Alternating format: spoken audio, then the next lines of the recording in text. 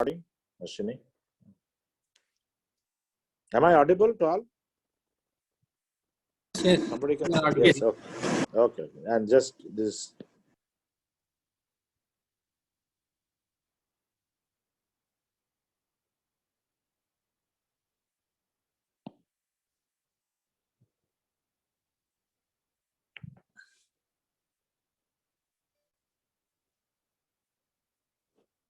So is the screen seen? Yes, you are able to see your screen. Okay.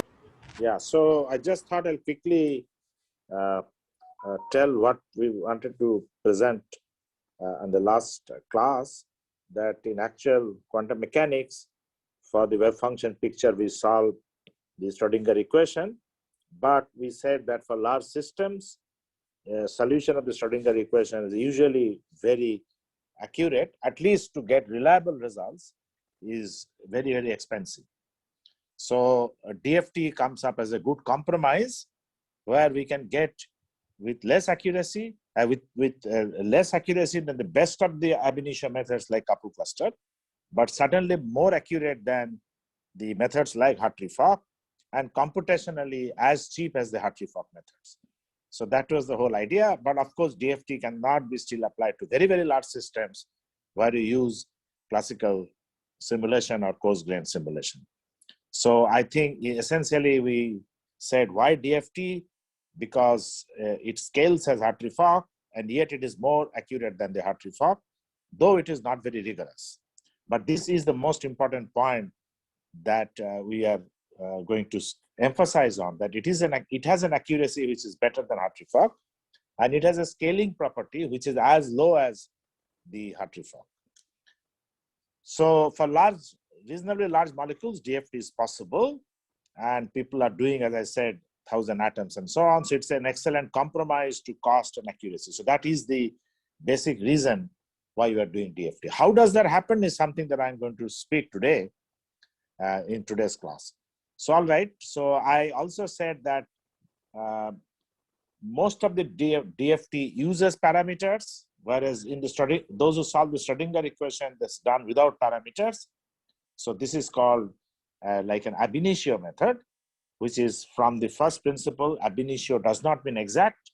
There are approximate methods, but each of them is ab initio. Here, there can be parameterized. So at least all functionals of DFT will not be ab initio. So we'll again say this a little bit later. Each of these methods, either wave function based or DFT, work with a basis set, which will come. And for DFT, there are different types of functionals which will also distinguish the density functional theory. So eventually, when you come to DFT, there are functionals and there is basis set. So these two key things will distinguish one DFT calculation from another DFT calculation for the same system.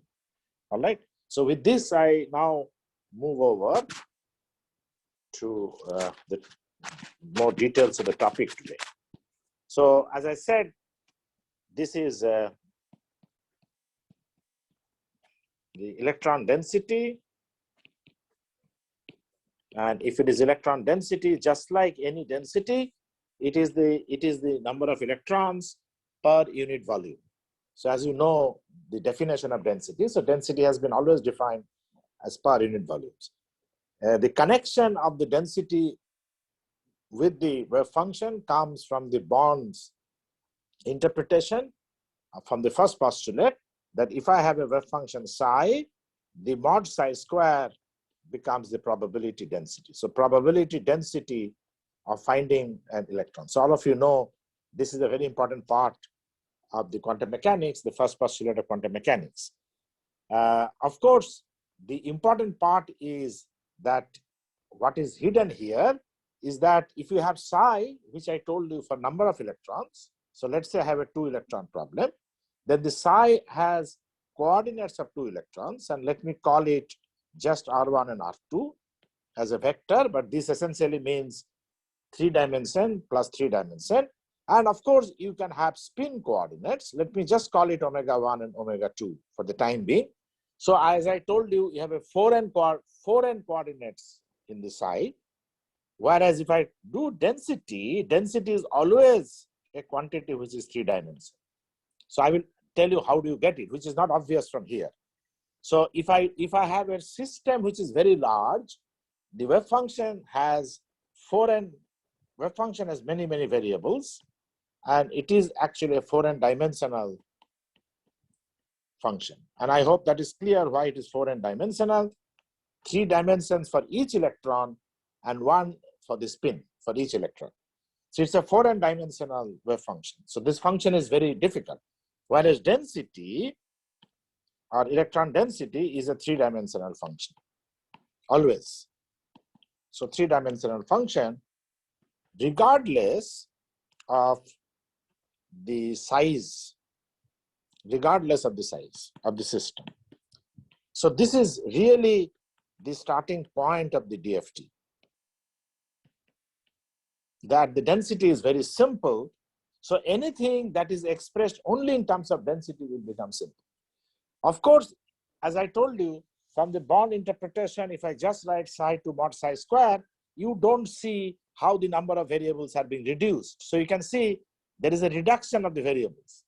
That is not obvious from here because this is the probability density of all the electrons. But if you just take electron density, then there is an integration. I will not go into the details where rest of the only one electron coordinates are kept and rest of the n-1 electrons variables are completely integrated out. So by integration, by mathematics, it's a technique where you reduce the number of variables. So this is a physical meaning. The physical meaning is that what is the density of at least one of any electron or any electron, which is not one, it can be half, it can be 1/4, it can be any fraction out of the n electrons. So that is what the meaning of the density is. So if I take the density, so density is basically an integrated quantity, and that is all I would say. I will not say how to integrate. An integrated variable out of psi, and that is how the density is reduced. The number of variables in density is reduced to always 3. But the important point to this density is that if I take the sum of all the density is of course a 3-dimension, so I'm using a vector. If I take the sum over all the space, then this number is always the number of electrons. Now that is, of course, you can understand why is it so, because your total number of electrons is n. Electrons per unit volume is density. So if I take the density and multiply by infinitesimal volume and integrate, essentially this integration is called the summation of the density over the entire space. So if I sum over the entire density, it must be number of electrons, right? So at one point it will be very less, but altogether it will be number of electrons. This also means that the electrons are anywhere. So for example, hydrogen atom, I have 1s. If I take mod 1s square, that becomes the density. You don't have to integrate for the hydrogen atom because you already have only 1 electron. So there is no integration that is required. This is not required here. So just 1s square. If I plot these, what it means is that since this is a function of r theta phi, and of course in particular for hydrogen atom, the theta and phi part, it doesn't change with the theta and phi part. So it's only a distance of r, which is basically from nucleus, you go away. Then you can see that the 1 electron can be anywhere. And that is the idea of the quantum mechanics. So in some sense, that's what I said, DFT is a quantum mechanical theory. It says, moment I say density, it means that the electron is smeared all over the space. All the electrons are smeared all over the space. If I sum the electrons over entire space, that is n. So for those who are not, have not done mathematics at any level, or even level of calculus at least, I should say that the integration, which is a very important part in calculus, is almost akin to taking a sum in a discrete space. Sum in discrete space, integration is a continuous space. So this is a continuously changing, R is continuously changing. So integration is like a sum. So if I sum over all the space, of course you expect that the total number of electrons must be n. So this is a very important condition that will be followed in the density. So this is a little definition of the density. And you can imagine if anything does not depend on psi, but depends only on density, it will become easier because psi has 4n electrons, whereas density always has 3 electrons. Sorry, 3 dimension. This is a 4n dimension, and density has a 3 dimension. So anything that depends on density becomes very simple. And that is the basic reason why I said if you're solving H psi equal to E psi can be very complex and can be costly, whereas density functional theory would be easier to apply to large systems. And that is the reason the computational time scales much less. Okay, so even for large size system, density function can be applied. Density functional can be applied. All right, I will come to the actual density function a little later. Meanwhile, let me also, for those who are not again oriented towards mathematics, please remember that there will be a minimal amount of mathematics. I will use just when it is required. But it is important at least to know the definition of the density and functionals. Because if you are learning DFT, and very often I see many people apply DFT, but they do not know what is density, they do not know what is a functional. This is very, very common problem. And I think since you're using DFT and taking this class, at least I would say that is the minimum that one should know. So I will now define what is a functional, and then I'll be able to connect these two. Before I define functional, Sir, I must, yes, please. yes, sir, I had a doubt. Sir, Yeah. in like when you said psi and it has 4n variables, but like R1 has 3 dimension, XYZ, R2 has 3, and then Yes. phi1 and phi2. So Then spin, how then the this, spin, then the yeah, spin. so how this is all summing up to only 4, and density has only 3, which is Okay, R, one minute, and it is, one minute. I'll come to that. See, for example, if a 2 electron problem, how many variables are there? 8. 3 for R1, 3 for R2, omega 1 and omega 2. 2 spin coordinates, right? Each electron has a spin. So that is one more variable. So this is actually 8 dimensional. Do you agree?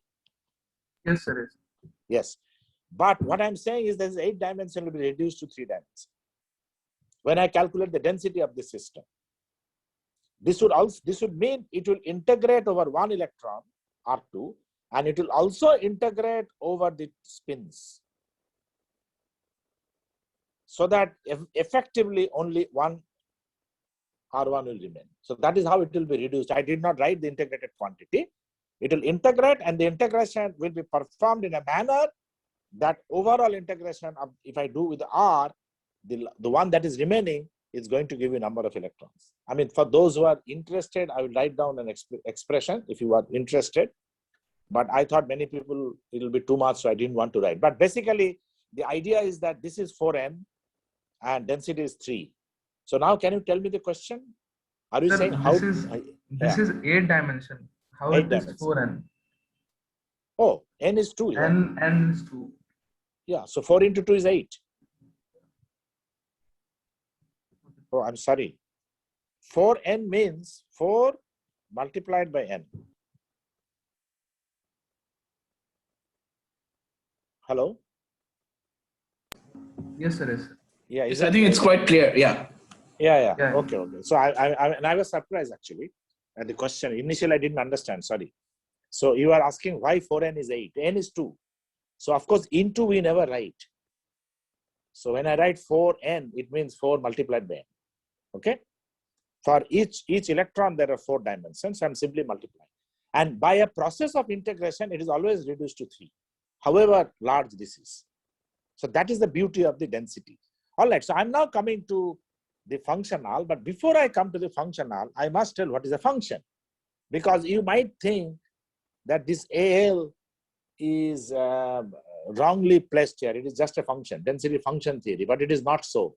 This AL is very, very important. So let me first say what is a function. So if I have a function, which is very standard way of writing, and that you must have all learned from, I don't know when, y equal to f of x. So I think all of you know this is a function. A familiar example could be y equal to 2x, y equal to x square, right? These are all functions. Do you agree? All of these are functions. So what does this function mean? Function means it takes a number in a very simple way as an input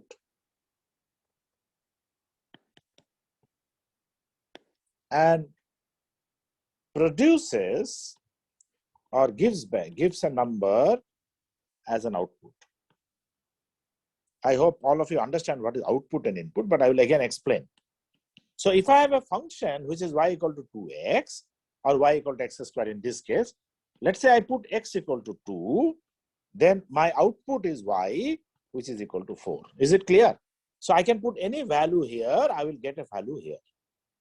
And then if I put them all together, we try to write in an analytical expression of how y changes with x. So very simple function is a straight line, which all of you have learned from the school, y equal to mx plus c, etc. So give a x, you get y, provided you know m and c, right? So that is called a function. So y equal to f of x is a function. So you give an input which is a number, you get an output which is also a number to number. What is a functional? So in functional,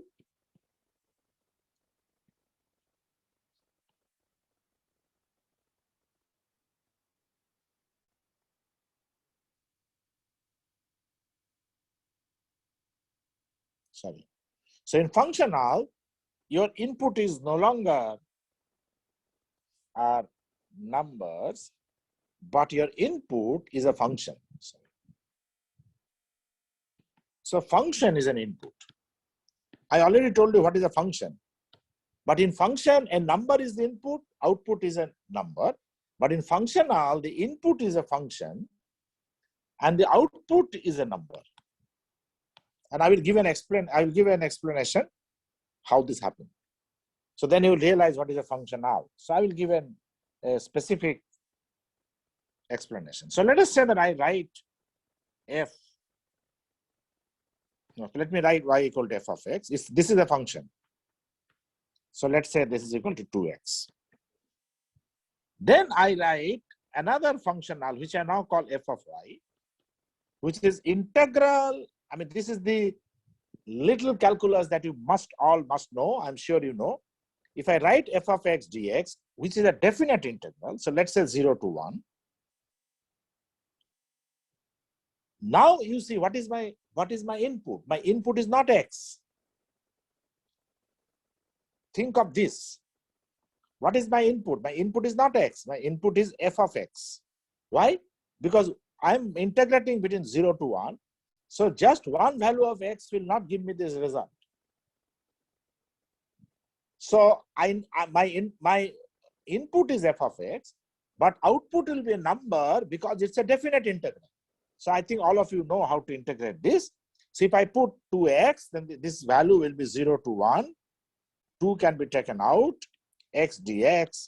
So this will become 2 times x, integral x dx is x squared by 2.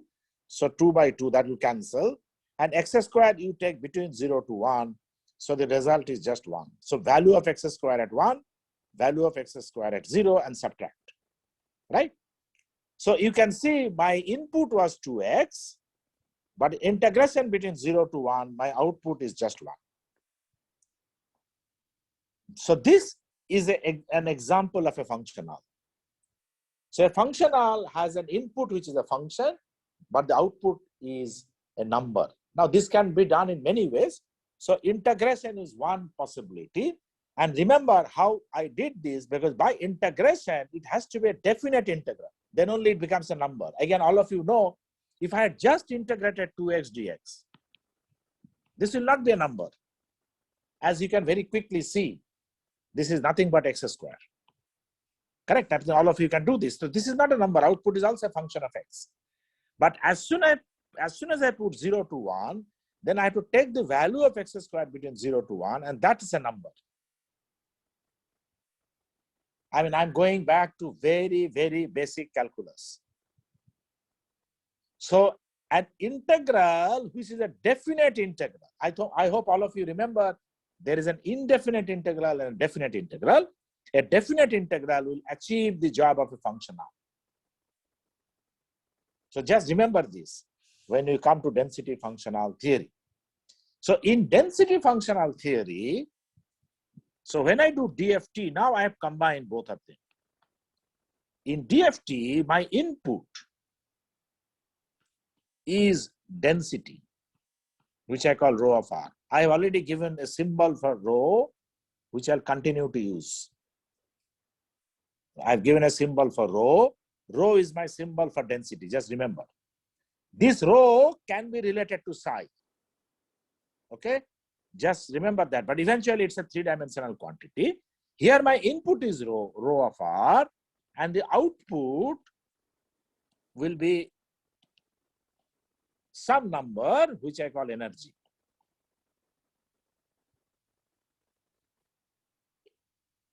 Energy, which is basically the same as I was calculating through H psi equal to E psi.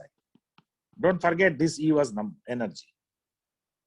So in DFT, I will directly write this energy as a function of rho of R.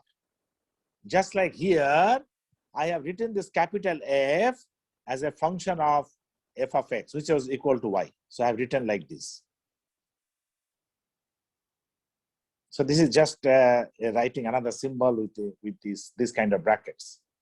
So here I will write in the DFT some density.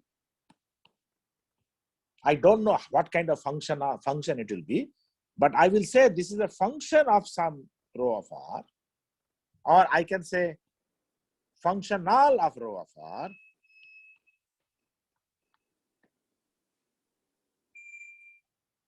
Okay, so now this is the functional, which is actually the energy. Here I did not write this small f, but my small f was basically the integration of this. Okay, I called it capital F to be consistent. I can call it capital, doesn't matter. So you can see here, I will do something such that from this function input, I will get an output which is energy. Now, so this is the crux of the DFT, which is quite different from here.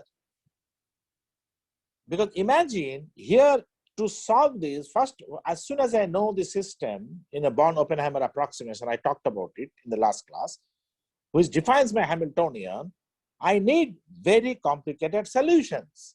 And I told that no exact solution is possible for interacting problems, which is the physical problem from 2 electron onwards. Okay, you can only make approximations. So Hartree-Fock was the approximation, etc., etc. So all those were extremely complicated because I require this 4n dimensional wave function. In this case, I have no knowledge of psi. I'm only saying from the rho of R, I can get energy. Of course, you can immediately ask, how will you get rho of R? Because if rho of R is an integrated quantity from psi, which is what I told you, that rho of R is an integrated quantity out of psi, then I need to know psi, then I need to know rho of R, then I need to know energy. I hope you understand what my puzzle. Then how do I simplify? Of course not. So when we discuss DFT, we will tell you there is a simpler way to evaluate this. We don't need to solve this equation, get psi, then get density. So one possibility could have been, of course, you solve A psi equal to psi, and that is all connected. So I solve psi, and then from psi I get density, and from then density I get energy. But then it is useless. This is not a process that I'll follow, because if I can already solve this, I have got psi as well as energy. Then why do I need to do this? But this is still a very good way of thinking, because whether the way I'm writing energy as a functional of rho is correct or not can be verified. Because if I solve this equation very accurately, I can get psi, I can get energy. Through the same psi, I can get density. And then through the functional, I can get the energy. If that matches, then I have a confidence in this functional. So this would be a very good way of testing, but it is otherwise useless, right? So of course, I would not like to do this, because if I have done a very good calculation, I already know psi and E, then I don't need density functional theory. So there could be a confusion. So when I'm using density functional theory, there is a direct way, and that is very important. There has to be a direct way of evaluating density, of evaluation of density, which means rho of R, without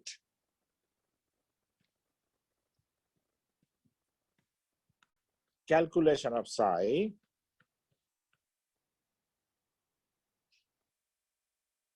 and of course solution of the Schrodinger equation. So I can directly enter here and then get the energy. And that is basically the spirit with which the density functional theory will work. Of course, there are a lot of questions. How will you get direct way and so on? I'll come to that slowly. So right now I'm just setting the pace that it is the density which can be obtained independent of psi. That is very, very important. Otherwise, there is no meaning. Yet at a formal level, I know how to evaluate density from psi. At a formal level, I know that the density can be evaluated from psi through the Born interpretation of mod psi square, and then integrate the mod psi square by an integrated quantity of the wave function, which is actually the mod psi square. I can get the density. So that's a formal connection. But this connection is good for understanding or defining the density from the wave function. But eventually, when I'm going to use density functional theory, I at least should not be using psi directly. If I don't use, then you can see that the entire density functional theory becomes very, very simple. That I write, however large the system is, I write the energy as a functional of rho of R. I again repeat, this is a functional because my input is function, which is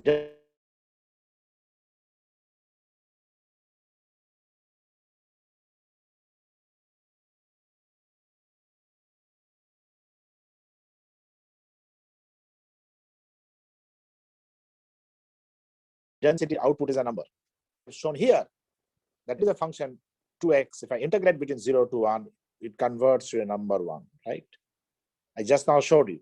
So it is possible to convert. So this, if I know this function now, then my lot of problems are solved. I only need to know an additional problem, that is how do I evaluate rho of R? That direct evaluation that I talked of. So if I know this, and if I know how to convert rho to E, my problem is over. And how does it simplify? Because doesn't matter how large the system is, rho is always a three-dimensional quantity.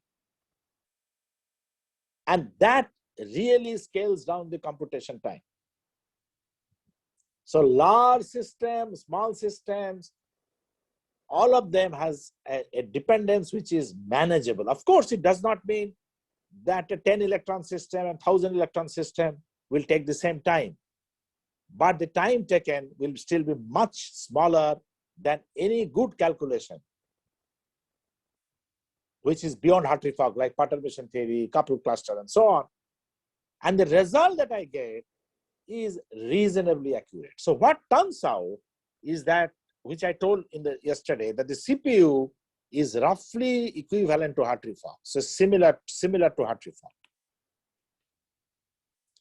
But the results usually comes more accurate.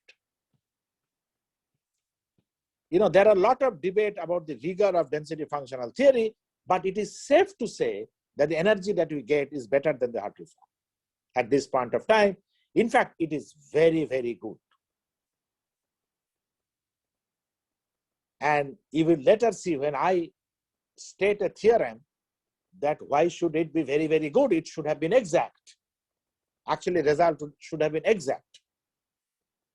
Please hang on for the time being. But at this point, I'm saying the results are certainly more accurate than the Hartree Fock. Before I proceed, let me ask if anybody has a question.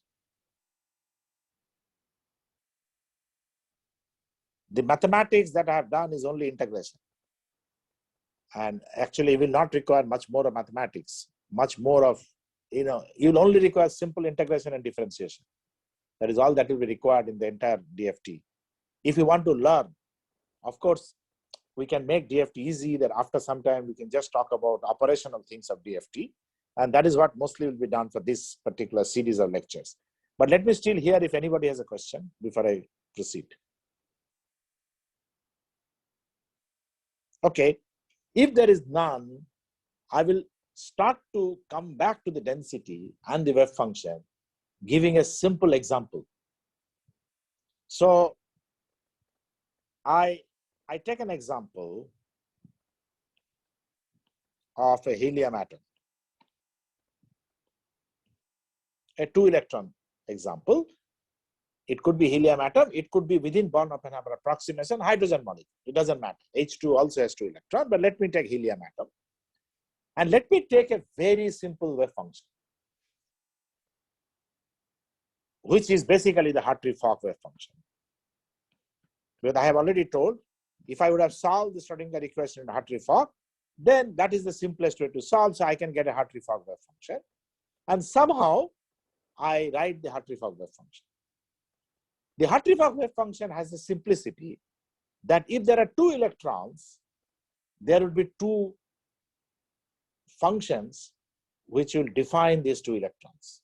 And those are actually called orbitals. Many of you have heard orbitals. Of course, you have heard so much of time that if I now define orbitals, maybe you're thinking, why is it doing? Because every chemist knows what is an orbital. But let me tell you, the definition of an orbital is and 1 electron, or it's just orbitals are just 1 electron functions. It's a 1 electron function, right? Just 1 electron function. So for example, if I have a 1s is an orbital, it is a 1 electron function, which is x, y, z, or r, theta, phi. I'm just putting a vector. Vector essentially means 1 electron function. And of course, a spin, which is omega. So orbital also has a spin, either alpha or beta. So I have this as an orbital, 1s orbital. So chemists think in a very simple manner, and this is because there is a spin, alpha or beta, I would usually call this spin orbital. So this is just a name. So what would be a spin orbital? For example, for hydrogen, 1s multiplied by alpha, or 1s multiplied by beta. So alpha is an upspin, beta is a downspin. For one hydrogen atom, it does not matter whether it is alpha or beta, the energy is the same.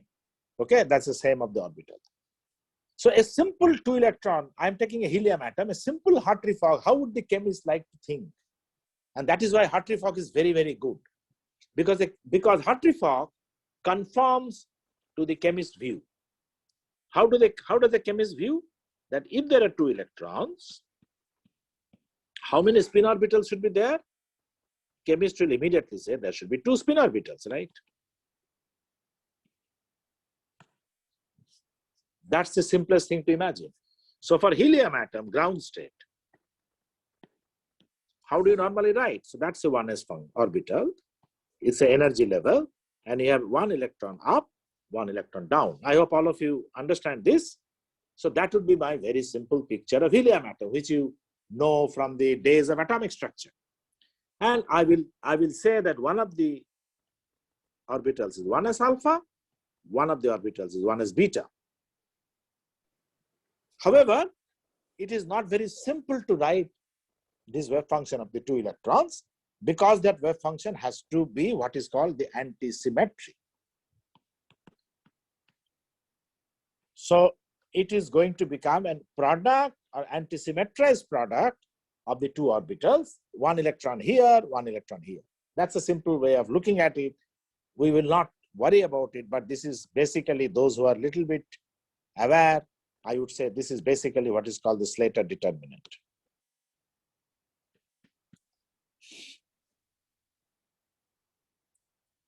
But the sum and substance is that there are two orbitals, two spin orbitals, two electrons.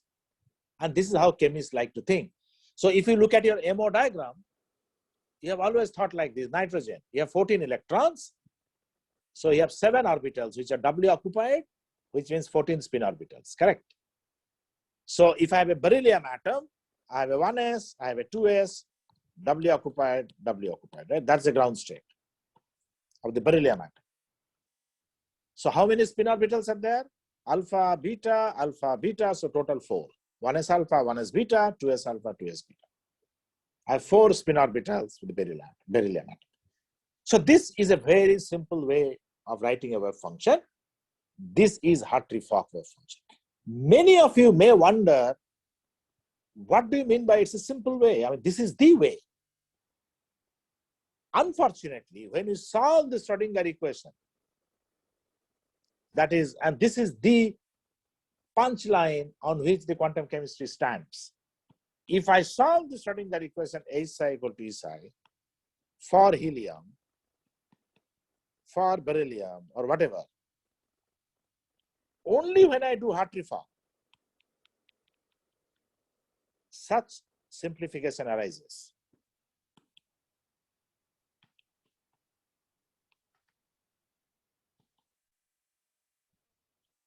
And we know that's an approximation.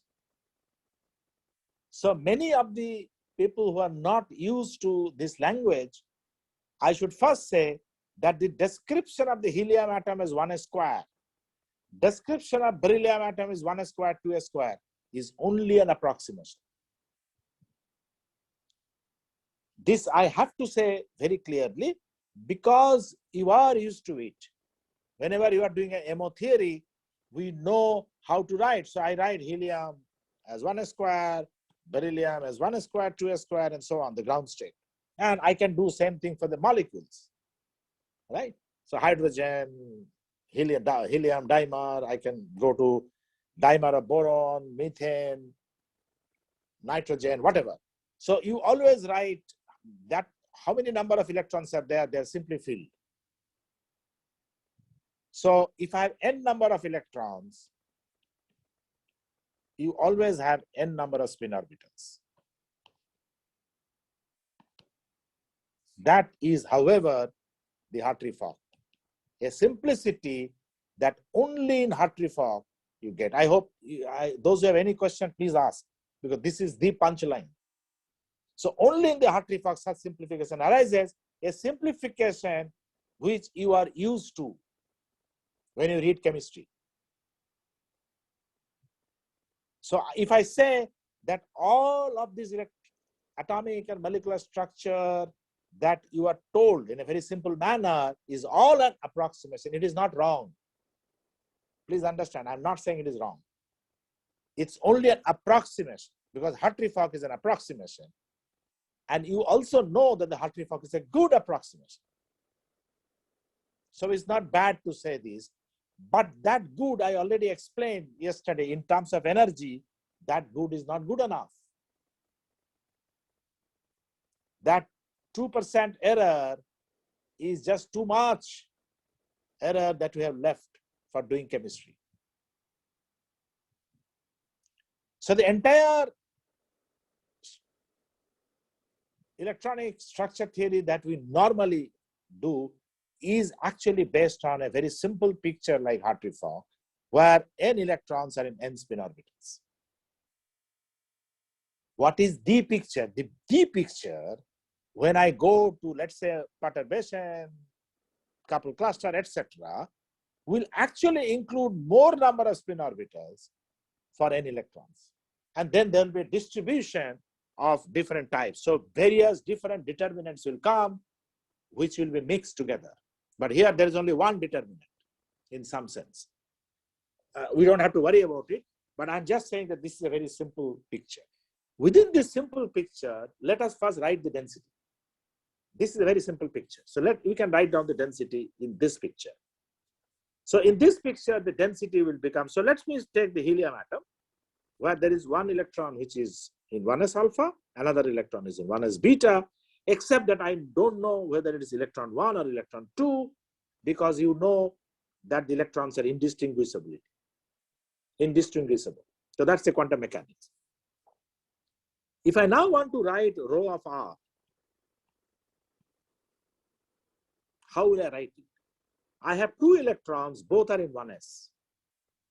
This actually means squaring these two orbitals and summing.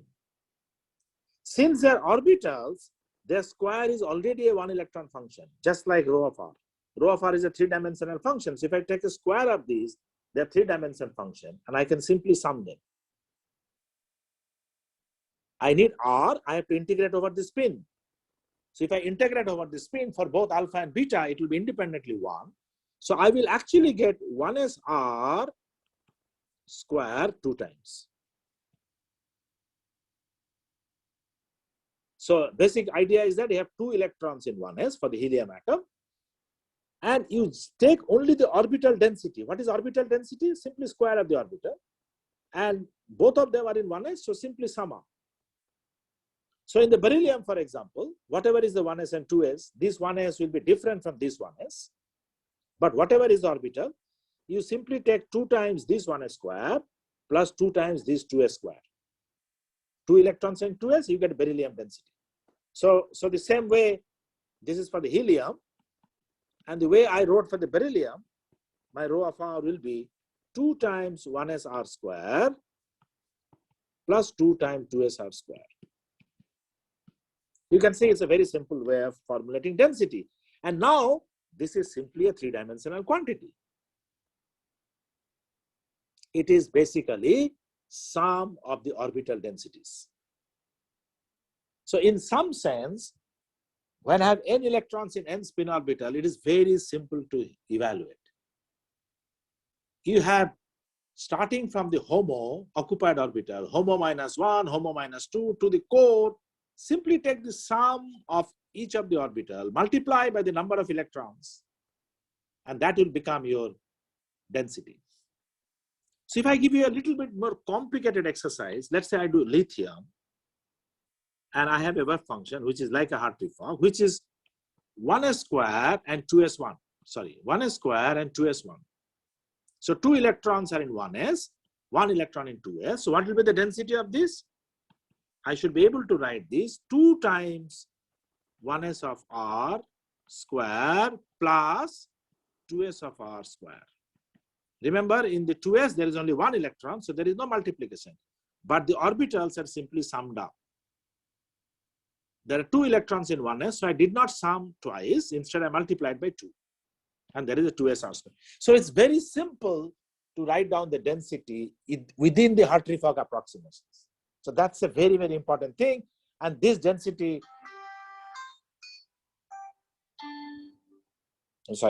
this density follows the rule of integration, which is basically the integrated gives you number of electrons. So all that I have said for the density will be followed. This is a very simple way of imagining density, which all of you should be used to it, because your wave function is very simple wave function. 1 electron in 1 spin orbital, then the density is very, very easy. Just sum. Simple sum the orbital densities. Spin orbital density, spin is multiplied, but spin is integrated, and that is 1, so I don't have to bother. So this is an example that I'm giving for density.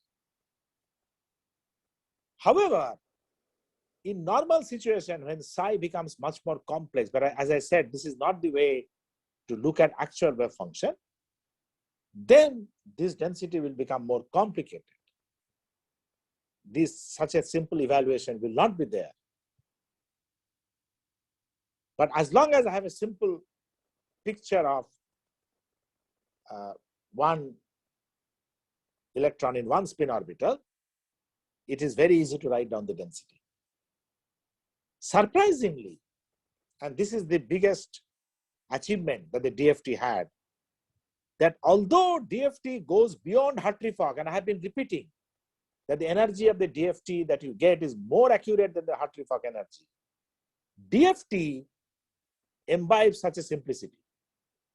Not only in the simplification that there's a rho of r, DFT for some other reasons will bring in orbitals, but the orbitals will be brought in a way that this Hartree-Fock-like simplicity will be there.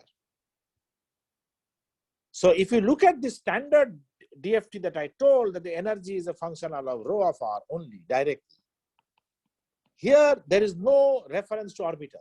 There is no reference to wave function. But eventually we will see that in DFT, for some other reasons, which will be clear next class, we require orbitals.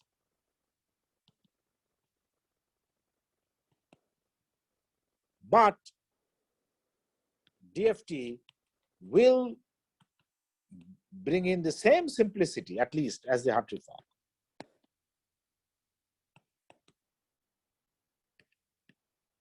And much because of this reason, we say that the CPU time or computational time scales almost similar as Hartree-Fock,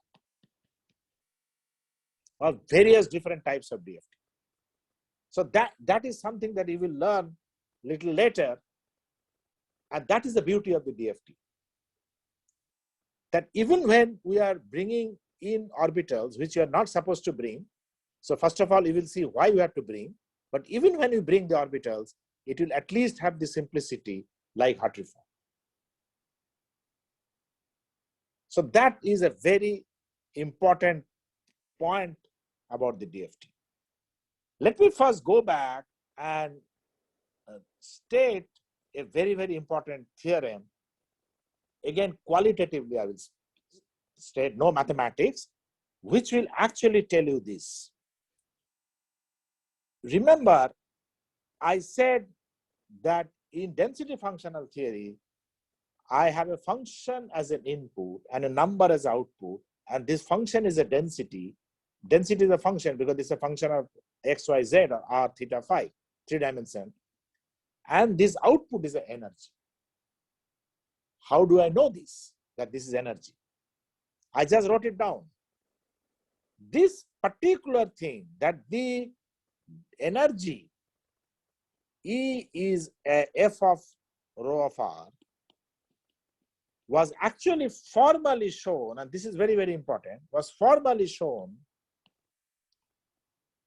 in a theorem by two gentlemen whose name I must write, Hohenberg and Kohn. And many of you know Kohn, whose first name is Walter Kohn.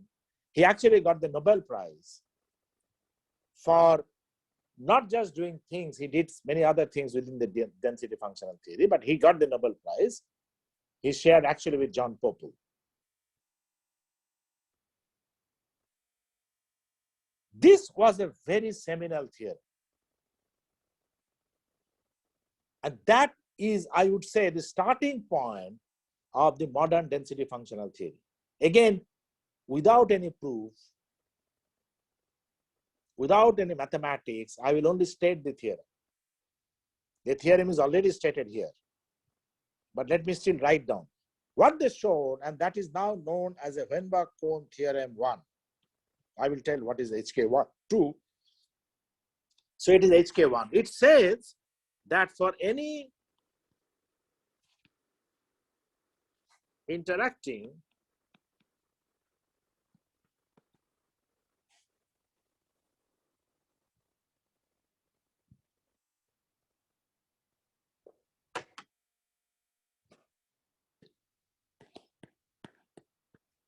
an electron system, and of course, you could replace that by n particle, and we are interested in the electrons, we are writing an electron system. The exact, and this is the real important part, the exact ground state energy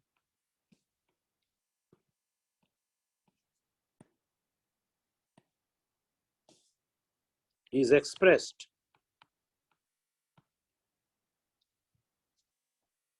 as a functional. In fact, it's also paraphrased further as a unique functional of electron density. I think this qualitative statement is enough to understand, because we have already defined what is a functional. So we have said that the exact ground state energy is a unique functional of electron density. That means if I know the electron density exactly, I should be able to know the energy. So this is an exact it's an exact theorem. Exact energy is a functional of density, which means I should be able to write energy as a functional of density.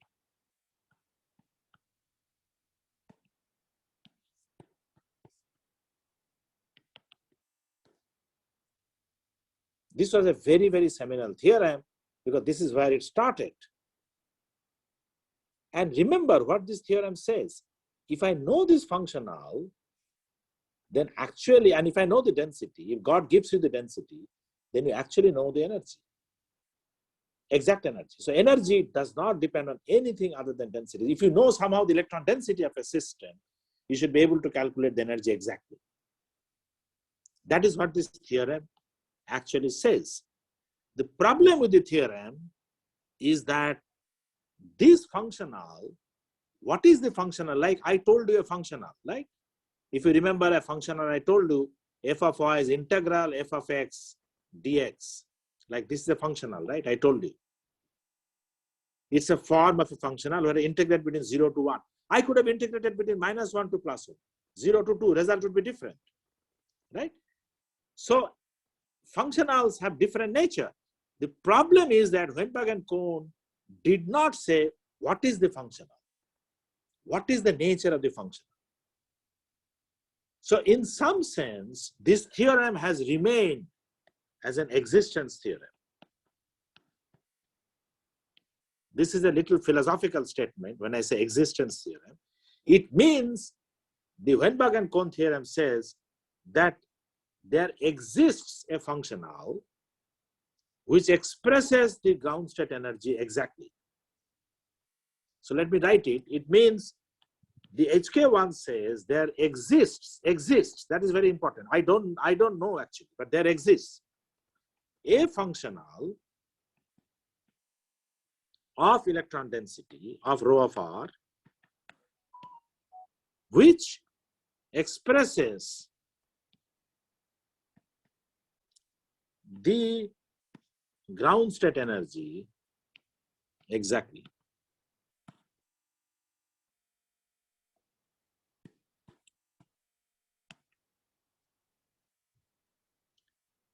This was actually coined in 1964.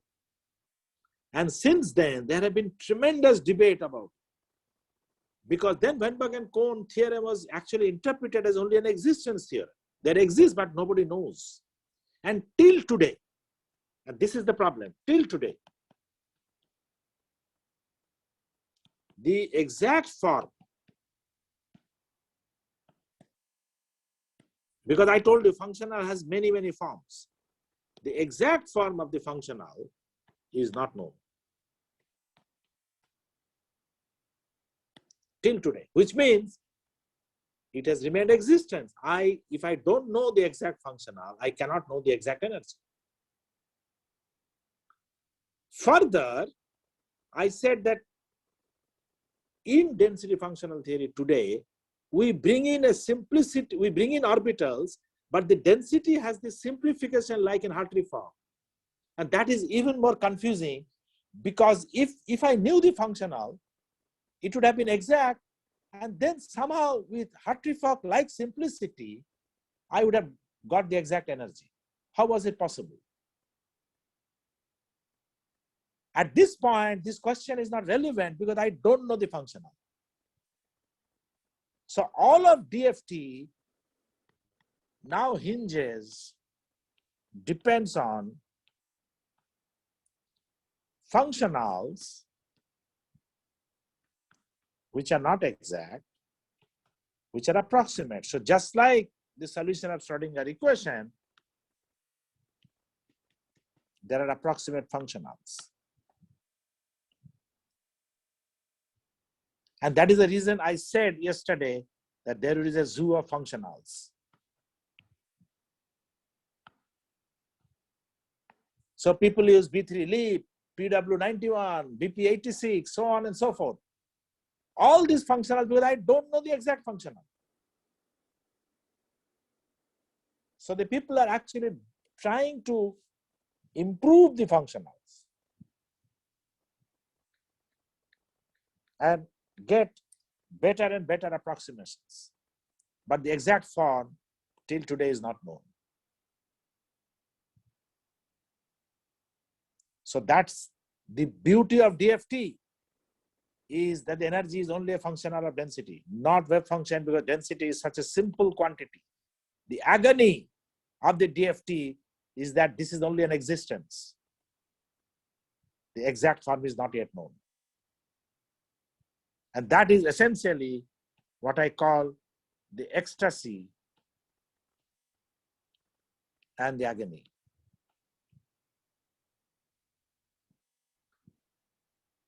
The ecstasy because you are so happy that the energy is only three-dimensional. Energy is a functional of three-dimensional quantity. You are unhappy. The agony is that I don't know it. What's the form? So I have to do approximations. And that is the beauty. That these approximations are, what is the beauty today? These approximations are beginning to get better and better. So the approximations are getting better and better. That is true, though not exact. And hence, DFT gives reliable results with a very good approximation, very good functional, gives a reliable result. You can get reliable result today. What is the problem? There is still an agony. The problem is that unlike in the case of the wave function, where I know coupled cluster is very good, I told you yesterday, MP2 is better than Hartree form. Here, the grades of functionals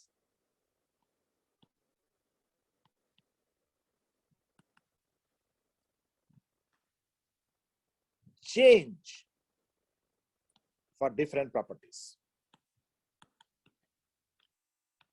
So something which is very good for geometry optimization may not be very good for calculation of interaction energies. So that's a problem. So what we call that the DFT, although it is improving, it is not systematically improvable. So it is not systematically improvable. So that's an agony.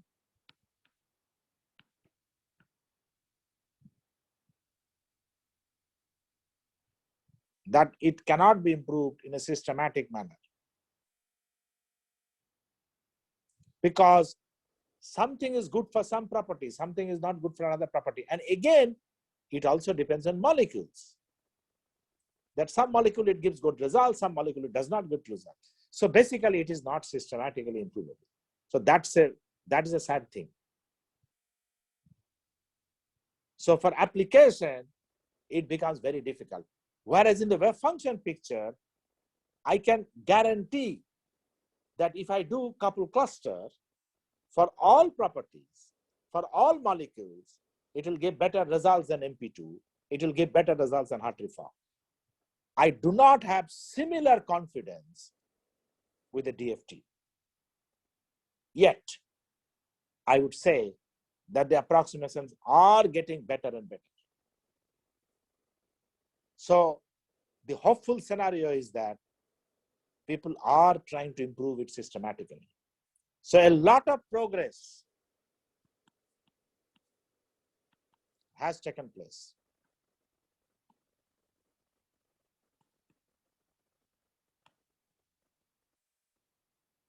And those are lots of technical work. I mean, you can see so many theoretical work on DFT. A lot of progress has taken place on DFT, such that we can use DFT with a degree of confidence today.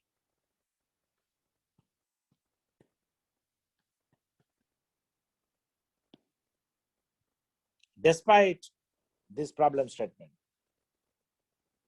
that the functional is not known, so only an approximate functional is known, and so on. A progress has taken place so that today DFT I can use the degree of freedom. There is a second problem of DFT, which is there in the statement of the Weinberg and Kohn theorem. If you have missed that, I would like to state this.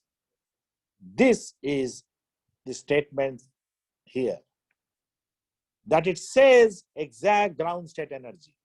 So the theorem, the functional that we are doing, it is essentially for the ground state. So I would say it still remains primarily as the ground state, although people are trying to find lots of other excited state properties in many ways, particularly excitation energies. People have been able to find out, and a very eminent method is called the time-dependent DFT, acronymed as TDDFT. Well, we will see this at the end of the courses. We'll see how those can be done very quickly. But it is primarily that the energy is a ground state energy. So that is a limitation that the DFT delivered. So this is essentially the first Weinberg-Kohn theorem. Are there any questions?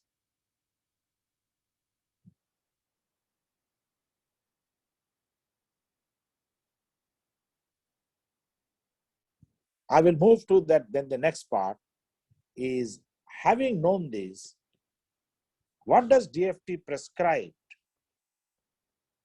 to? Excuse me. Yes, yes.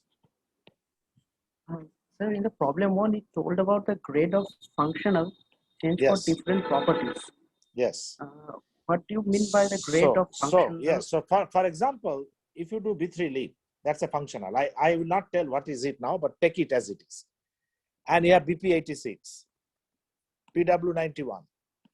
So let's say for geometry, when you do geometry optimization, it is well known that the B3 leap is very good. That's a property, right? Optimization of geometry alone, ground state. But if I want to calculate another property, this may be hopelessly bad. Whereas something else may be very good for that property and may not give good results for geometry optimization. That is the danger. This is bad is okay, but the one that is good should have been at least good for everything. That is not there. So let's say property X, a functional F1 is good, okay, and not good for Y. So for Y, F2 is good, but here I find F2 is good here, but when I come to F2 for property X, it is bad. Okay, and then for property Z, maybe some other property functional is good, and again F2 is bad, F1 is bad. Which means I need to have an experience of which property, which function I will use. That is not true for the wave function picture. There I know that the couple cluster is the boss. If I do couple cluster, everything will come out okay. Whether I can do because of computational time is another question. But here, this is not a question of computation. It's a question of reliability of the functional itself. Is it clear? So is that when we take a functional, are we looking at a particular property ahead of time Yes. and expecting the Yes. functional that way? So yes. So that is why they say that DFT requires a lot of experience. So literature, of course, there is a huge amount of work that is done, and people have established today what is good for what. At the same time, people are beginning, and I'm saying a lot of progress has taken place, which means people are beginning to come up with the functionals which imbibe in good properties of many things, and probably will end up with one functional which is good for everything. And that is what they want. And I would say we are very close to that. So a day will come when we can tell that just do this, everything will come out good. But I don't think today it is still possible to do that. For example, in certain functionals, effects of dispersion are not there. You know, dispersion is a very important effect, which is required for hydrogen bond, weak interactions, and so on. But that functional will not be good for bringing out dispersion effects, but will be good for something else. Now, you can say that let me bring dispersion effects. Unfortunately, that might worsen some other result, which it got better without dispersion effect. I hope you understand what I mean. So a functional like B3 leap has always been very good for geometry optimization. And many people say that you don't need to use anything else. But if you calculate a reaction mechanism, do an activation barrier, it comes out very poor with B3 leap. So if you want to do entire reaction profile with B3 leap, you will get only the geometries, but you will not get the barrier well. You will even get the geometry of the transition state well, but not the actual barrier. So for example, if I have a reactant, this is going like this, you can get these geometries well, the transition state geometries, but these values may not come out well, actual values of the activation barrier. And if you don't get that, you will come to an erroneous conclusion in terms of whether the reaction will go at the room temperature or not, right? So that's the problem. So if you calculate, let's say, dipole moment, okay, if you calculate some other binding energy, you have to tune the functionals. Then, of course, there are different set of functionals for transition metals, which I am not even covering. Many of these do not work well for transition metal when you bring in. So you need a separate kind of functionals. And this is in addition to the vagaries that you have for basis set, which is of course there in wave function picture, which is there in DFT. I will talk about the basis set a little bit later. So the basis set, of course, brings in an additional dimension of problem, additional dimension. So when you do DFT, you always have two things. What is the functional and what is the basis set? If you do not specify these two things, you have not told what is the calculation. These are the two primary things. Yeah, Subhajit, have I answered your question? Yes, sir. Yes. Yeah. Okay. So, yeah. So then the question that I was going to answer is, and with that I will end today, is another theorem. I'll state, how do you calculate electron density? I think these are two primary things. One is, of course, the functional, and we have problems. We'll see what are the problems when I come back. But the second question is, even if I know the functional, how do I know rho of r? God will not give me rho of r. I cannot calculate rho of r through the wave function psi of x, because I'm not allowed to solve the Schrodinger equation. If I did solve the Schrodinger equation, I don't need DFT.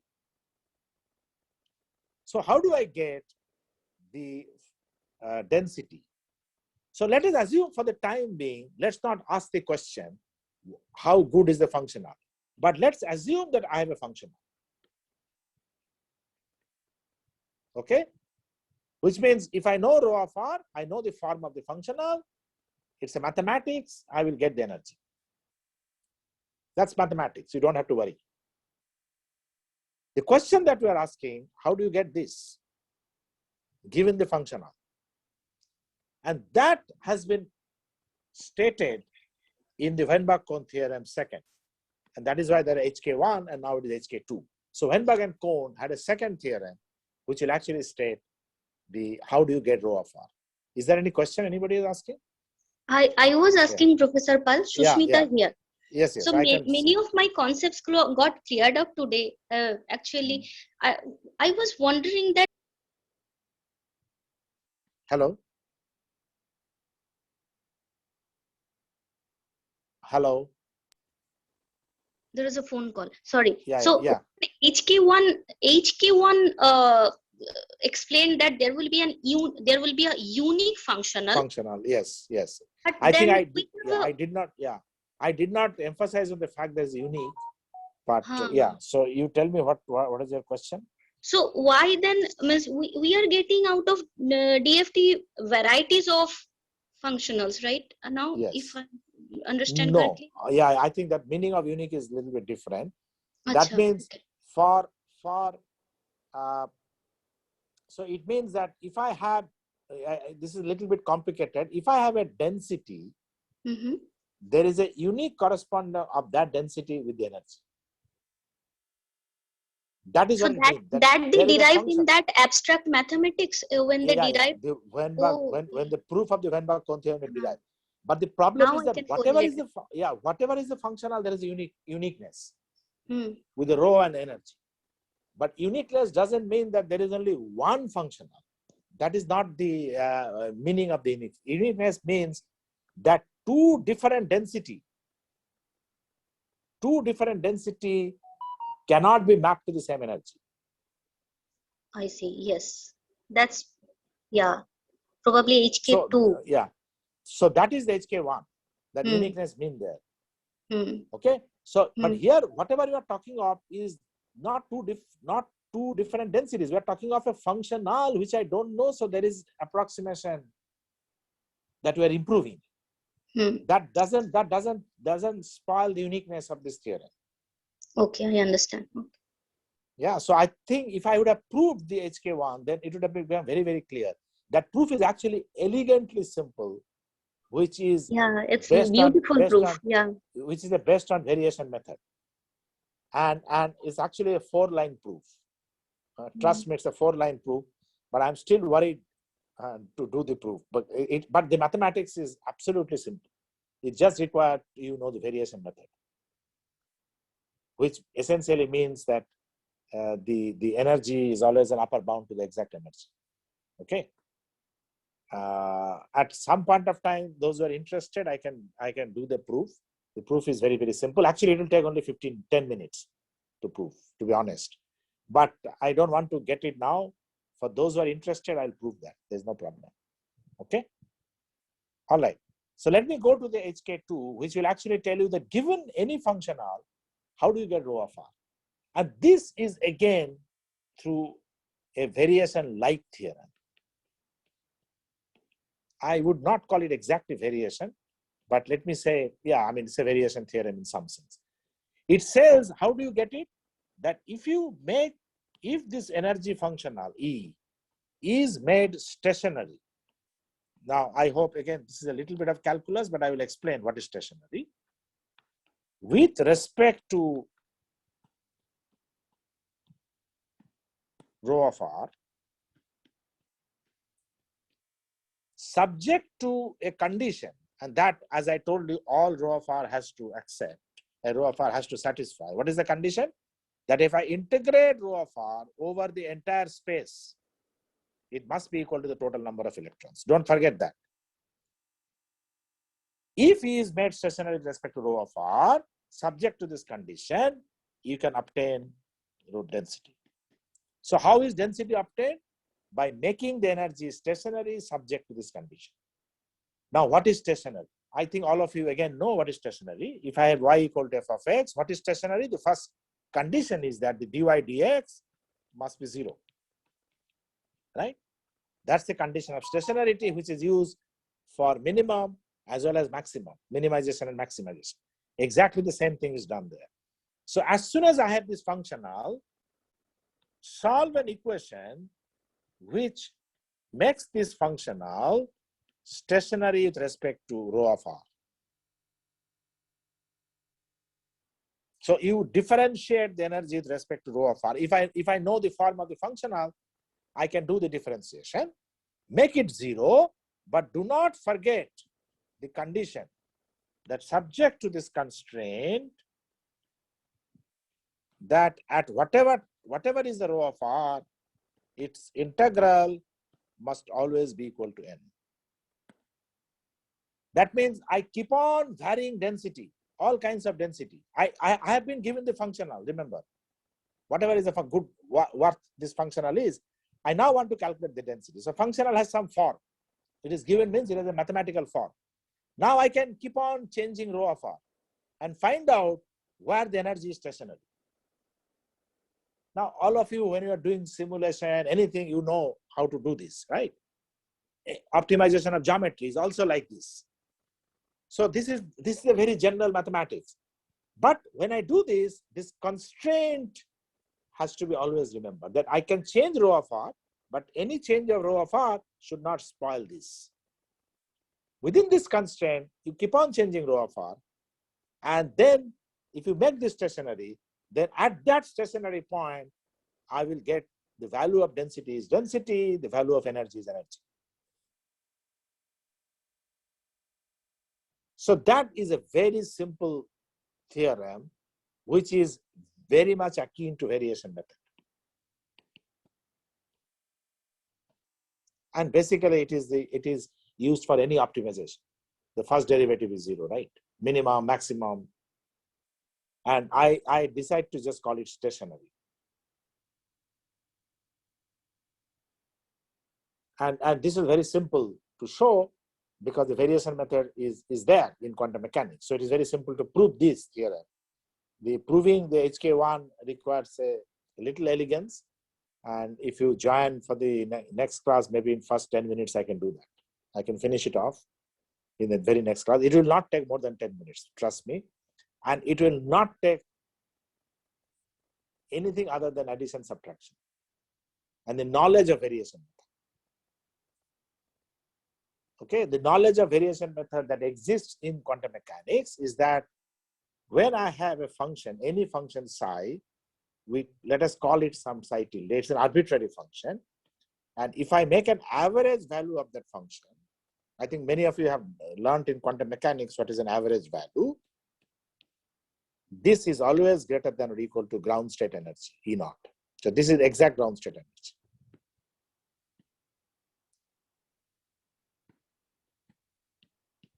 So if I take any psi, arbitrary psi, just calculate this quantity with the Hamiltonian, it's always greater than or equal to E0, at least. Which means if I keep on varying psi till size, then whatever is the minimum is the best. That is how the minimization principle has come for the ground state energy, because they are all larger than E0, so the minimum is the closest to E0. And that is the whole idea of the variation method. Again, no proofs. No proofs. This proof is also very simple. These are all very, very simple proofs, but I will not prove, but this is the content of the variation method. And if you see, it is very similar here. Because when you say minimization, you make the first derivative 0. And this is energy. Here also, you can see that the first derivative has been made to 0. So that is what we have done here. So essentially, HK2 replaces this as energy as a function of rho of r, and then makes this equal to 0. So that's an equation that you get, subject to integral rho of r dq of r equal to n. So that is the content. That's this very mathematical content of the HK2. And this gives you rho of r. These two are, Wenbach-Kohn theorem, are really the cornerstone of the density functional theory, on which the modern density functional theory uses. Let me tell you, however, density functional theory existed not in the same name, but in a very different way long before Wenbach and Kohn gave the theorem. In fact, Slater first started doing it. Thomas and Fermi, and I will talk about that in the next class, they started doing the history of what is density functional theory is actually older But the Weinberg and Kohn, what they did was to actually put a rigor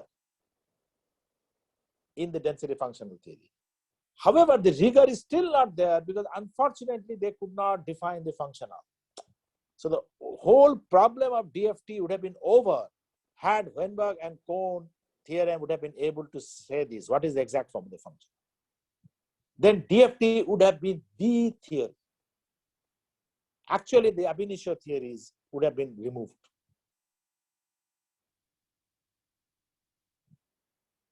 And that is something that was not possible. And more importantly, while developing the approximate functionals, DFT are now beginning to use parametrizations. Many of the functionals are parametrized functionals. And hence, many of those functionals, so I would say these DFT functionals are not ab initio. So that is more disturbing. Because with some amount of parametrization, you can always get very good results, right? And it does not work for another system, another property, right? And that is exactly the problem that I told you, the different grades of functionals are there, accuracy. So the parametrization, they are basically become a parametrized theory. So that also is a big concern now. That of course, I don't know the exact functional. So the 2-3 important problems is that it is not systematically improvable.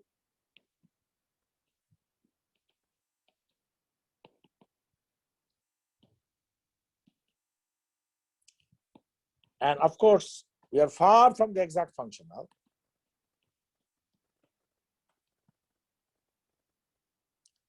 And the approximations include approximations are not ab initio, I should say.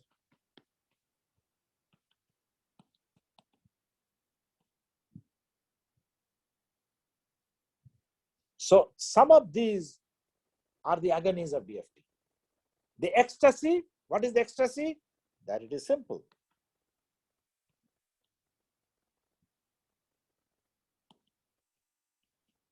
So computationally very simple.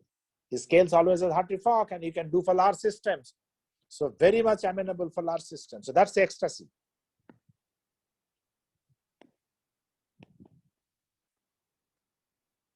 That's the joy of doing DFT.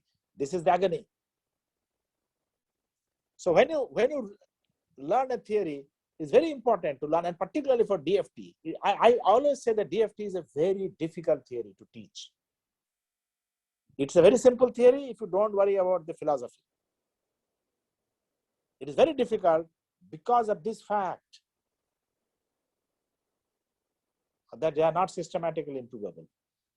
It is also very difficult for a reason that you will see later, that I will bring back the orbitals.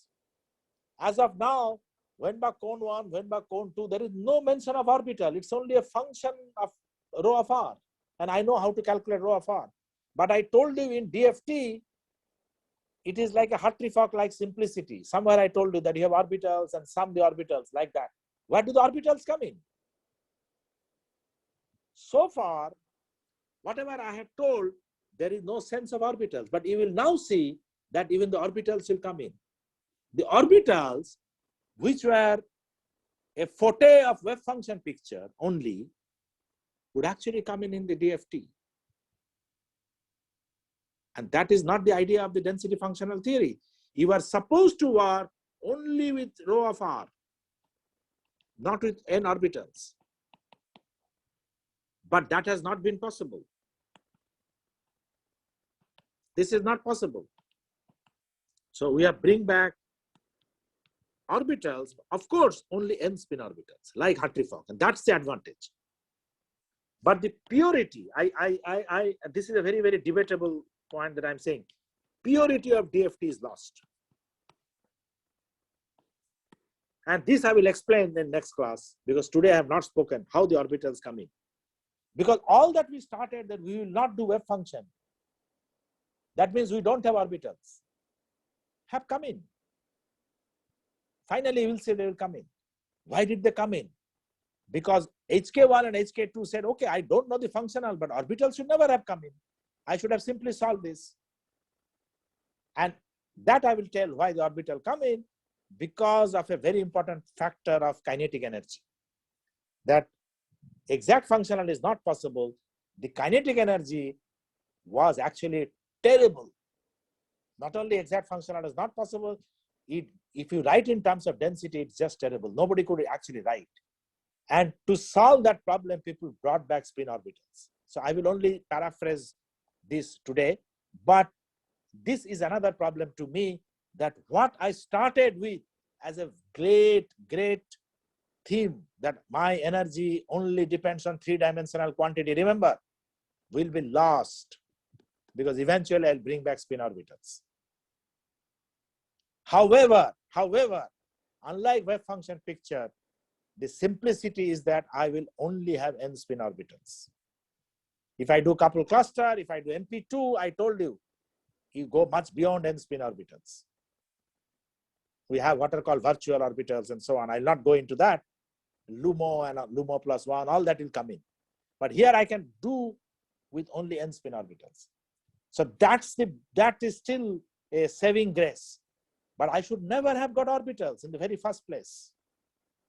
Isn't it? Because I said, look, my energy is a functional of density. That's what Weinberg-Kohn theorem once said. And that is why I started doing DFT. But I lose the purity of DFT. That's an additional problem. So several problems are there. I think it's already almost 8:05. So I will stop here. Of course, I will come back and explain this. And probably I will just prove the Weinberg-Kohn theorem 1, because Susmita has raised a question of what is uniqueness. I think I'll be able to explain what is uniqueness when I prove. So, but Susmita, I have to come in early for the next class, because I might be proving in the beginning. Okay? Thank you. So otherwise you will miss it if you don't come in the beginning. Okay?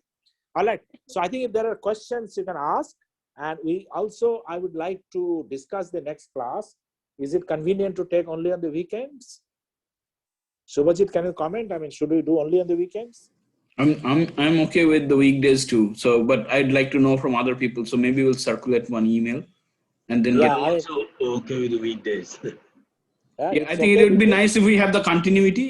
If we because that is what I'm worried. If I'd like to have the continuity. Yeah. But what time, Sujit? What time in the week? Yeah. That is something we can discuss. Because the weekday, normally I mean, even if it's for 1 hour, I would still like to have the continuity. If it's before 5 o'clock, that will be fine for me. What I would suggest that, before 5 o'clock will be difficult, because some work or something will be there. Right. But what I will suggest that we can do an alternate day also. I have no problem. If not exactly continuous. I start from the campus around 5:30, something like that. So I reach So around. I think it will be convenient if we do at 7:30. Yeah. Or That, if Kolkata people are missing. Kolkata people will be missing. You can put it on your phone and then Okay.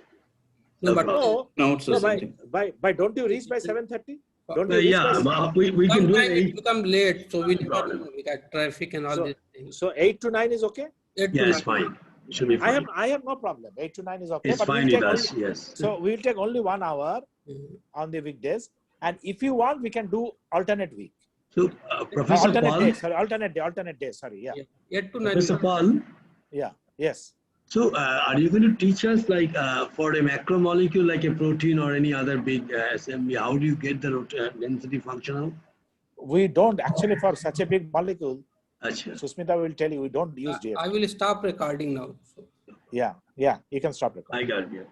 So we usually would not like to. So if you are going to use DFT, you must have a model for that lab Right. system, like a biological system. People do DFT, Right. but the only way they do is they have a model, I which got means a molecular model. You understand?